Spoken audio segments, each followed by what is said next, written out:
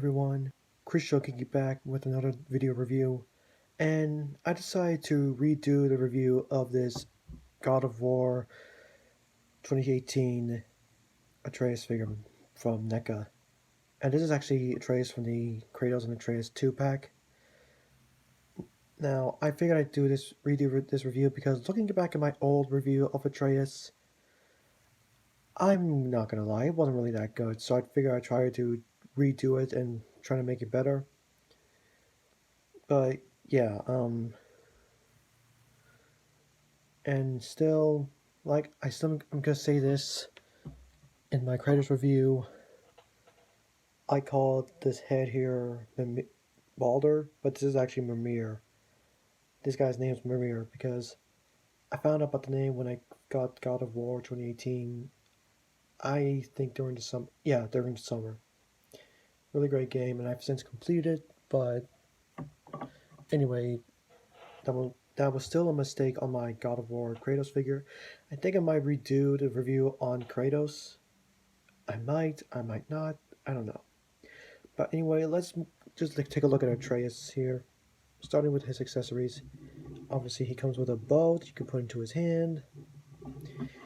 He comes with two different hands. He comes with his alternate gripping hand and a hand that's meant to hold the arrows. And speaking of arrows, he comes with four of them that you can put into his quiver like so. And he comes with his mother's knife. Now, if you haven't played the game, there will be spoilers in this. So if you haven't played the game, then try to skip this part. But anyway, he comes with the dagger that belonged to his mom. Okay, that was just a slight spoiler, nothing too major. But so yeah, not as much accessories as Kratos has, but not good, not bad enough. Or it's not bad. But you know what? Let's just take the bow out of his hand.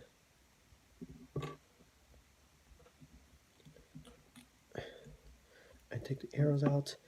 Now, because the arrows are loose, there's like they'll just fall out if you pick them up like this. They'll fall out, and there have been plenty of times where I almost lost the arrows, or I almost lost an arrow, but thankfully I didn't.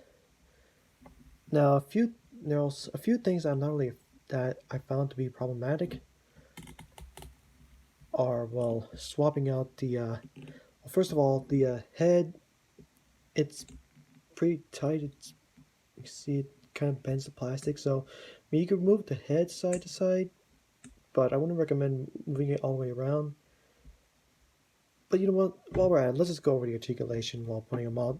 I already said the head's on a ball joint, things on a dumbbell ball peg joint, and you can rotate it. You can move it up and down, side to side. And I think there's a ball joint at the there's a ball joint at the neck too, so that's cool. His arms can almost fully rotate, but because of the shoulder pad here, or I shouldn't call it a shoulder pad, but because of the tunic, it kind of gets in the way. You can move the arms outward that far.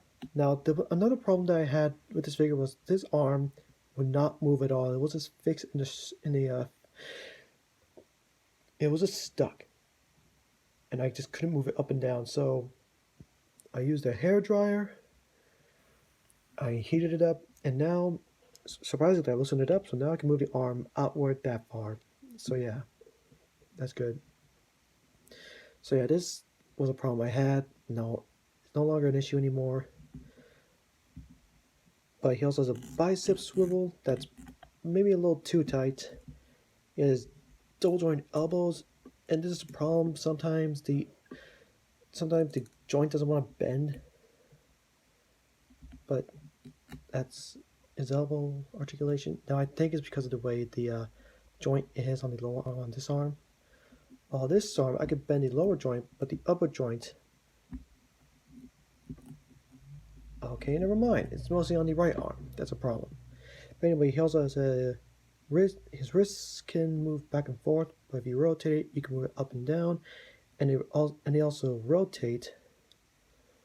So yeah, that's cool. He also has a waist swivel. You can kind of move it back and forth. think it's either his torso or it's just waist. It's just waist that can rotate and move all around. For his legs, they can move forward about that far.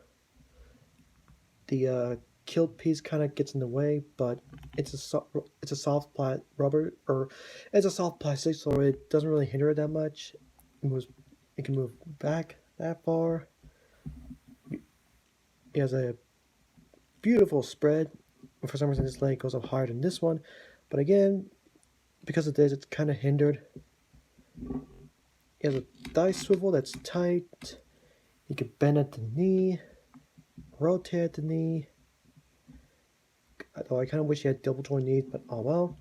And his feet can move back and forth. Has an ankle pivot, and they can rotate. So yeah, articulation's not bad. I mean, obviously Kratos has more range, but what can you do? Now another nitpick I have was swapping out the hands.